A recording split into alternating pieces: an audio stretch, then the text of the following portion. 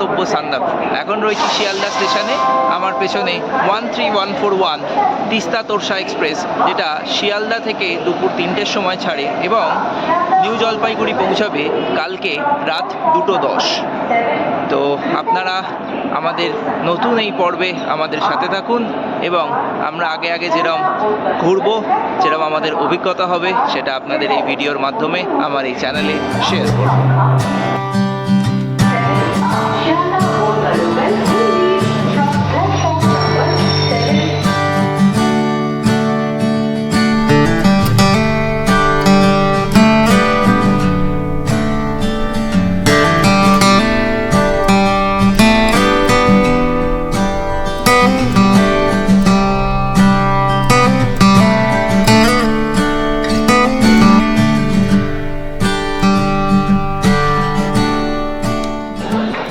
Train এখন দাঁড়িয়েছে নৈহাটি স্টেশনে, আর নৈহাটি স্টেশন মানেই সেই বিখ্যাত আমাদের বড় মা।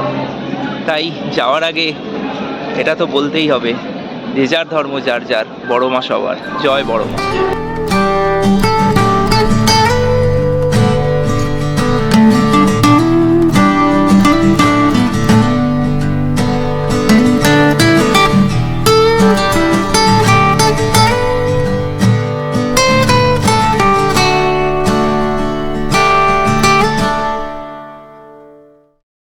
ট্রেন প্রায় 47 মিনিট লেট করলেও আমরা ফাইনালি পৌঁছালাম এনজেপি। এখান থেকে ফ্রেশ হয়ে নিয়ে বাইরে ট্যাক্সি ধরবো এবং ট্যাক্সি ধরে আজকে আমরা পৌঁছাবো মজুয়া। আমার সাথে রয়েছে আমার মা। বলো তাহলে, অবশেষে তুমি এনজেপি পৌঁছালে? এনজেপি পৌঁছালাম। কত বছর অপেক্ষা করছে দার্জিলিং বেড়াতে যাবে? দার্জিলিং বেড়াতে যাবো বহু বছর। ঘুম হয়েছে ট্রেনে? না, ঘুম হয়নি। আমার ট্রেনে ঘুম হয় না। তো আমরা আজকে এখান থেকে এখন কোথায় যাবো? আমরা মজুয়া। এখন যাব মজুয়া। মজুয়ায় আজকে ওখানে সারাদিন ঘুরবো, থাকবো এবং কালকে আমরা মজুয়া থেকে রওনা দেবো সান্দাকফু। ঠান্ডা লাগছে? ঠান্ডা লাগছে? ঠান্ডা, এখানে তো ঠান্ডা আছে।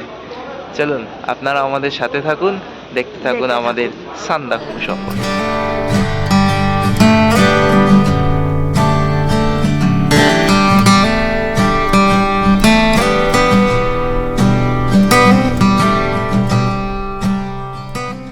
ঘড়িতে সময় ওই 4:10 বাজে।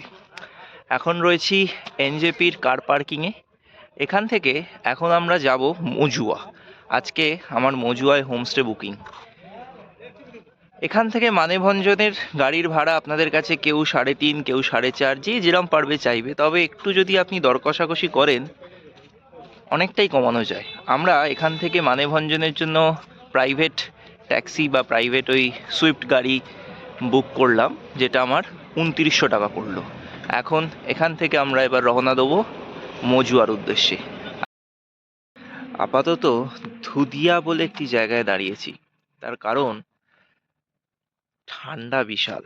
আর আমাদের যিনি ড্রাইভার সাহেবের প্রচণ্ড ঠান্ডা লাগছে গাড়ি চালাতে, তো একটু এই চা পান করা হচ্ছে। আর হাইওয়ের ওপর পাহাড়ি রাস্তায় সকাল 4:30, 5টা, আর গরম গরম এক কাপ চা, জমে যায় ব্যাপারটা, বলুন। চলুন, এখান থেকে মজুয়ার ডিস্টেন্স 70 কিলোমিটার। আমরা এই চাটা শেষ করে আবার আমরা এখান থেকে মজুয়ার উদ্দেশ্যে রওনা দেব।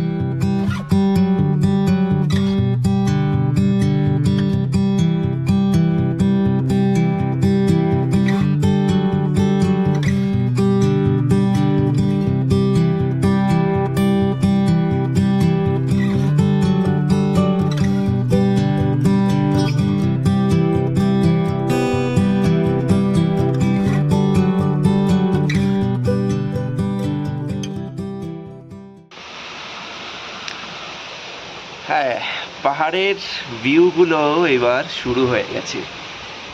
টাইম রাইট নাও 6:30 বাজে। এখন কার্শিয়ং ক্রস করে গেছি দাদার। কার্শিয়ং টপকি একটা জায়গায় একটা ধাবায় দাঁড়িয়েছি। ওই খুব ঠান্ডা, তো একটু চা। আর রাস্তায় এই ঠান্ডার মধ্যে 2-3 বার চা না খেলে ঠিক জমছে না। এখনো মজুয়া পৌঁছাতে আরও 1-1.5 ঘন্টা লাগবে। তবে টেম্পারেচারটা সত্যি খুব আর কি ঠান্ডা, সবাই ঠান্ডায় জমতে জমতে যাচ্ছি, কিন্তু মজা দারুণ হচ্ছে। আর এই পাহাড়ের অপরূপ সুন্দর ভিউ এনজয় করতে করতে আমাদের সান্দাকফু সফর ধীরে ধীরে ধীরে ধীরে এগিয়ে যাচ্ছে।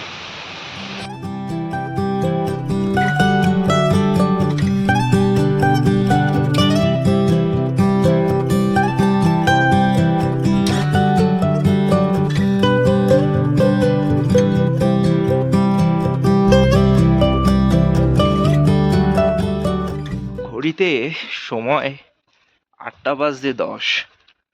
আমরা এনজেপি থেকে স্টার্ট করেছিলাম ওই 4টে 4:30 নাগাদ।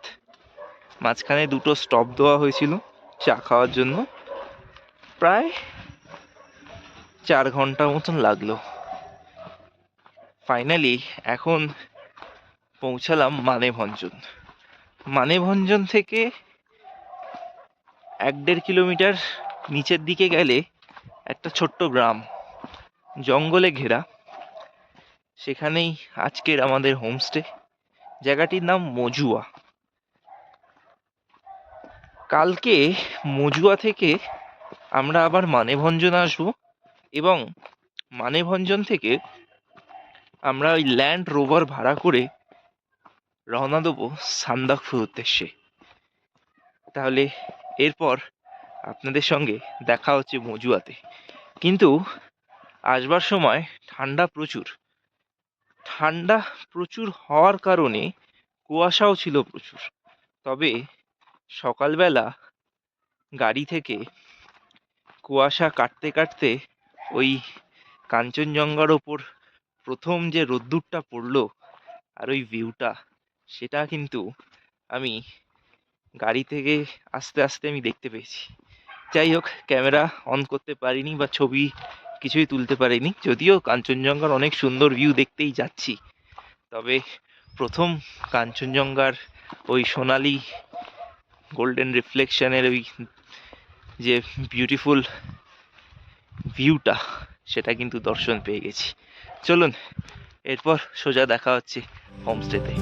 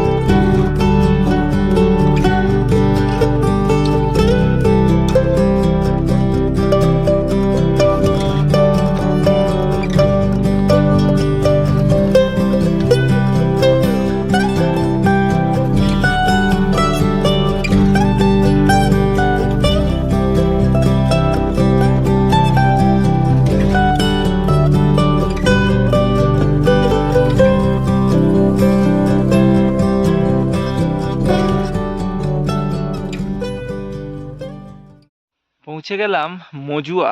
আমার পেছনে মজুয়ার গেট। এটা মানে মানেভঞ্জন এরিয়ার মধ্যেই একটা ছোট্ট গ্রাম বানিয়েছে আর কি। এই যে লেখা আছে মজুয়া গ্রাম পঞ্চায়েত। এখানেই আমাদের হোমস্টে। পুরো জায়গাটা জঙ্গলে ঘেরা ছোট্ট একটা গ্রাম। এখানে যে হোমস্টে উঠবো সেটা হচ্ছে গোর্খা ট্রেকার্স অ্যাসোসিয়েশনের আন্ডারে। মানে এখানের গোর্খা এবং আমাদের ওয়েস্ট বেঙ্গল গভর্নমেন্ট মিলে এই হোমস্টেগুলো বানিয়েছে। হোমস্টেটির নাম ঘিসিং হোমস্টে। আজ আমাদের স্টে এই মজুয়াতেই। সারাদিন মজুয়া ও মানেভঞ্জন গ্রামটা ঘুরবো এবং আপনাদের সেই অভিজ্ঞতাটা এই ভিডিওর মাধ্যমে শেয়ার করব। আমার হোমস্টে অবধি পৌঁছানোর রাস্তা দেখাচ্ছে এই যে মহারাজ। চালিয়ে মহারাজ।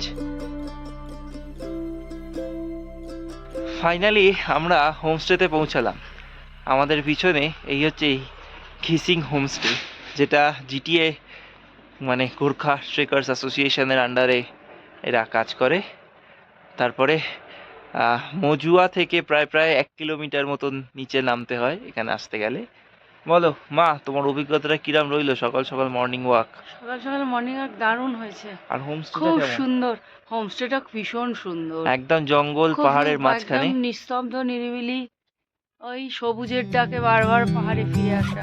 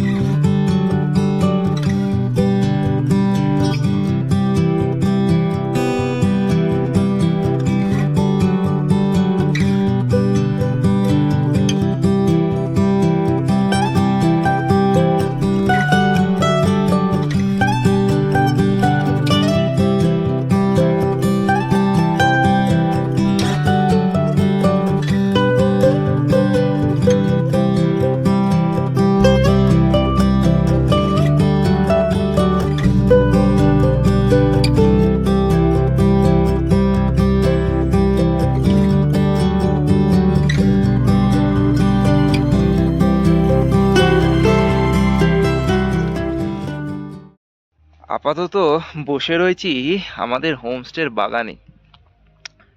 বুকিং করবার সময় একটু দোনোমনো করছিলাম যে কিরাম হবে না হবে, কারণ এক তো মানে গভর্নমেন্ট আন্ডারটেকেন একটা প্রজেক্ট, তার মধ্যে এগুলো। কিন্তু মানে যে আমাকে এই বুকিংটা করিয়েছিল সে আমাকে বলেছিল নিশ্চিন্তে যাও, আমি 15 বছর এখানে কাজ করছি, আমি বলছি সুন্দর হবে। আমি এই ভিডিওর মাধ্যমে বলছি শুধু সুন্দরই নয়, অপরূপ সুন্দর, খুব খুব খুব সুন্দর জায়গা। এবং হোমস্টের যারা মালিক, তাদের ব্যবহার, খাওয়া দাওয়া সব কিছু সুন্দর। এবং সব থেকে ইম্পর্ট্যান্ট, আমাদের কলকাতায় এখন প্রায় 230-40 ডিবি পলিউশন চলছে, দিল্লিতে সেটা অলমোস্ট 500-র কাছাকাছি, এখানে সেটা মাত্র 70-75, উইচ ইজ হেলদি। মানে আমি যে অক্সিজেনটা নিচ্ছি একদম পিওর অক্সিজেন, কারণ চারিদিকে গ্রিনারি। তো এইটা আমাদের একটা মানে খুব কনসার্নিং একটা ব্যাপার যে we should take care of the nature so that nature can take care of us. তো এই প্লাস্টিক ফেলা, ফরেস্টগুলো যেটা ডিফরেস্টেশন হচ্ছে, গাছ কেটে দেওয়া হচ্ছে সেটা, বা একাধিক যে গাড়ি আমাদের শহরে প্রচুর গাড়ি বেড়ে গেছে তার থেকে পলিউশন, ইন্ডাস্ট্রিয়াল পলিউশন, সব কিছুর ওপরে আমাদেরকে অ্যাকচুয়ালি আমার মনে হয় কাজ করা উচিত, সো দ্যাট নেচারের যে পিওর ফর্ম, পিওর ভার্সনটা আছে সেটা যেন আমরা পাই, বা রাদার আমাদের ফিউচার জেনারেশনের জন্য আমরা সেটা রেখে যেতে পারি। বাট সত্যিই ব্যাপারটা খুব কনসার্নিং যেভাবে শহরগুলোতে পলিউশন রেট বাড়ছে। বাট সেইখান থেকে ছুটেই এতটা ভেতরে, এতটা দূরে ট্রেন জার্নি করে আসা, শুধু এই কোয়ালিটি অফ এয়ারটা উইথ দিস ব্যাকগ্রাউন্ড ভিউ এবং একটু ভালো খাওয়া দাওয়া আর নিজের সাথে নিজের সময় কাটানোর জন্যই। আজকে আমাদের এখানে দেখবার মতন আর কিছু নেই। এখন আপাতত আমরা খাওয়া দাওয়া করে রেস্ট নেবো, বিকেলে হয়তো এই গ্রামটা একটু ঘুরে ঘাড়ে দেখবো। কিছু সেরম এক্সেপশনালি দেখানোর মতন কিছু নেই। কালকে আমরা সকালবেলা এখান থেকে রওনা দেবো সান্দাকফুর উদ্দেশ্যে।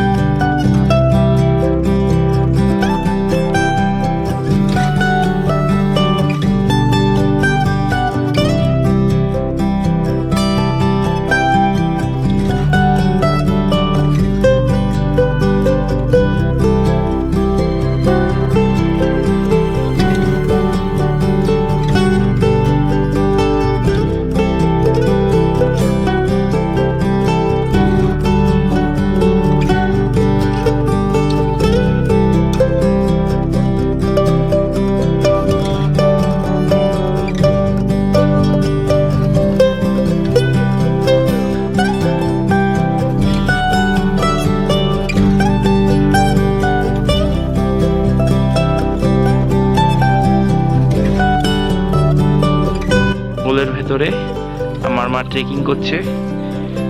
50 ইয়ার্স বয়সেও এই যে অসম্ভব সাহসটা উনি দেখাচ্ছেন, গুলুগুলু হয়েও গুলুগুলু না হওয়া বিশাল ব্যাপার।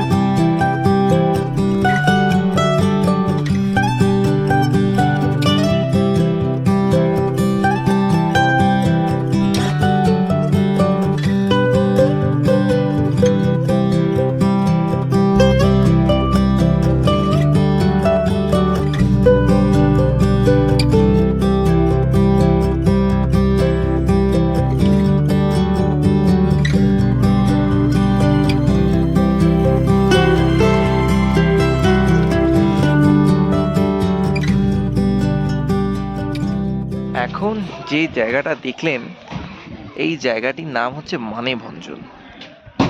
মানেভঞ্জন হচ্ছে একটা খুব ইন্টারেস্টিং জায়গা, তার কারণ এখানে আমাদের ইন্ডিয়া আর নেপালের একটা বর্ডার শেয়ার করা হয়। মানে আমি এক্ষুনি যেখানটা বসে আছি, আমার পিছনে লেখা আছে ওয়েলকাম টু নেপাল, তার মানে আমি এখন নেপালে। আর আমি ঠিক আমার এই পিছনের এই রাস্তাটা দিয়ে এসছি, ঠিক এইখানটা, এই জায়গাটা হচ্ছে ইন্ডিয়া। তার মানে আমি যে ওই পারটায় যাবো, আমি ইন্ডিয়ায়, আমি এখন বসে আছি নেপালে। এবার এই ইন্ডিয়া আর নেপালের বর্ডার ছাড়াও এই জায়গাটার আর একটা ইম্পর্টেন্স হচ্ছে যে আমরা যারাও সান্দাকফু যাব, তাদের এইখান থেকেই সান্দাকফুর ওই রোভার বা বোলেরো গাড়িটাকে ভাড়া করতে হয়। ভাড়া নিয়ে এখানে অ্যাজ সাচ কিছু বলার নেই, এদের এখানে সিন্ডিকেট চলে। তো যে ভাড়াটা ওদের চার্টে লেখা আছে নির্দিষ্ট, সেই ভাড়াটাই আপনাকে দিতে হবে। আমি প্রথম দিন যাব সান্দাকফু, তারপরের দিন যাব থাকুম, তারপরের দিন আসবো টংলু। তো 3 দিনের জন্য আমার গাড়িটা লাগবে, মানে 3 নাইট স্টে।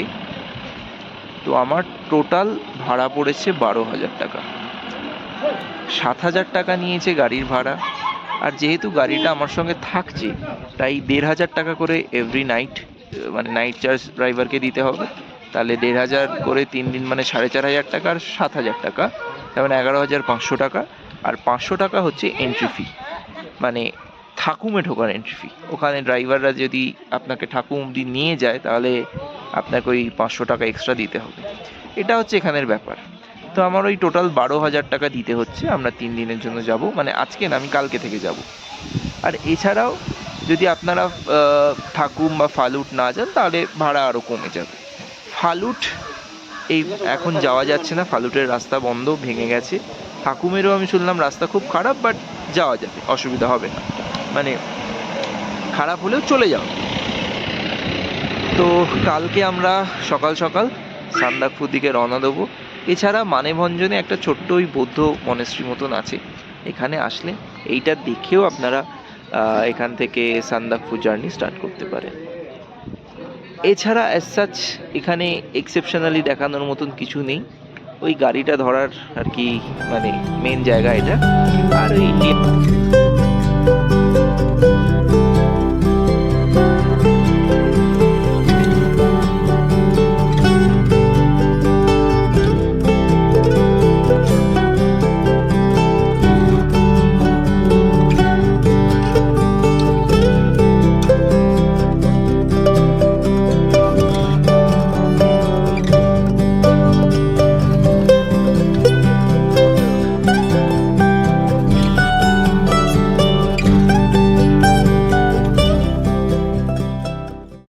তো এই ভিডিওটার শেষ আমি এখানেই করলাম। এরপরে সান্দাকফু সফর, আবার সান্দাকফু সফরে এই ভিডিওর সিরিজটাতে আমি আবার ফিরে আসব পরের পর্বে। ততক্ষণ ভালো থাকুন, সুস্থ থাকুন এবং আমাদের চ্যানেলের ভিডিও দেখতে থাকুন। এবং ভিডিওগুলো ভালো লাগলে অবশ্যই লাইক করবেন, শেয়ার করবেন, আর চ্যানেলটিতে নতুন হলে অবশ্যই সাবস্ক্রাইব করবেন, যাতে আমরা আরও যেখানে যেখানে ঘুরবো আপনাদেরকে দেখাতে